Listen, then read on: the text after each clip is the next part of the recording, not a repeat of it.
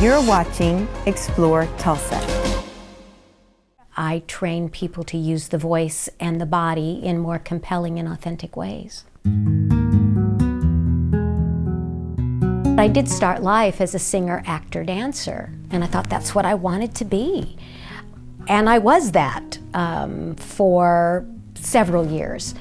And I did all of the Rodgers and Hammerstein musicals. I was Laurie in Oklahoma. I was Eliza in My Fair Lady, Gigi in Gigi. I could have gone that way. And then I just found that teaching and training was infinitely more rewarding. You know, performing is like all about me.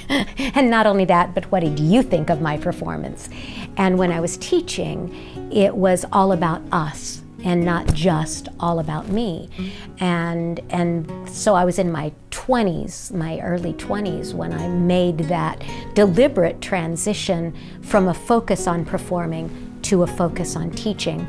I was at OU for 15 years, boomer sooner, and I taught voice, speech, dialects, voiceover, occasionally acting, occasionally directing, and then I directed shows there as well. Well, I was training actors, and I had been training actors all my life.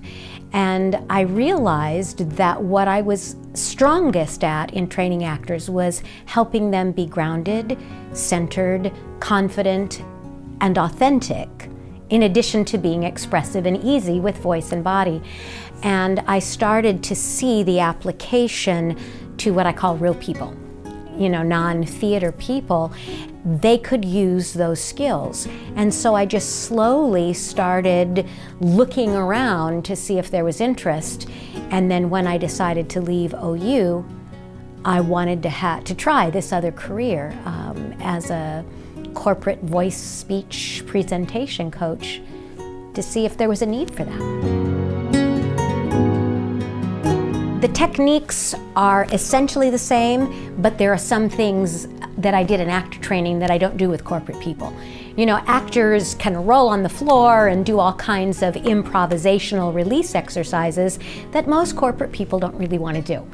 Tongue speak is an exercise that looks ridiculous, and tongue speak is just sticking out your tongue and talking around your tongue, hanging right out.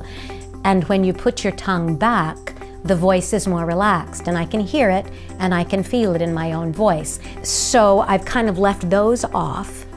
I do in-the-body exercises that are quick, accessible, tangible, that people can immediately feel, oh, I get that.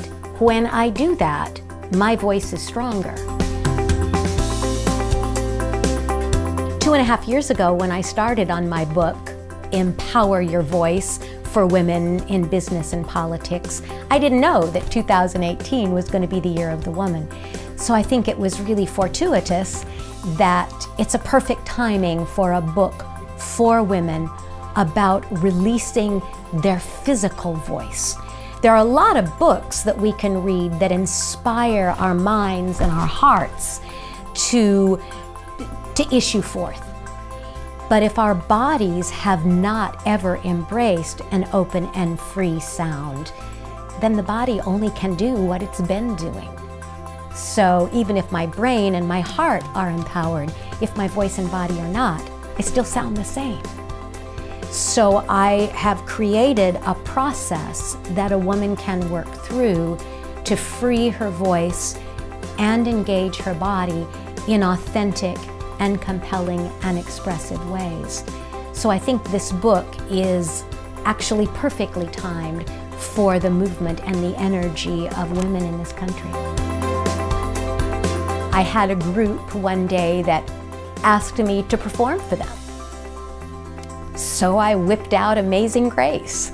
You know, I didn't know what was going to come out of my mouth, and I just opened it and there it was. And so it felt like the old days. But it's not something, performing in that way is not something that I burn to do, but speaking about my work, about empowerment of voice, freeing the body, becoming more grounded and centered and authentic, that I burn to share.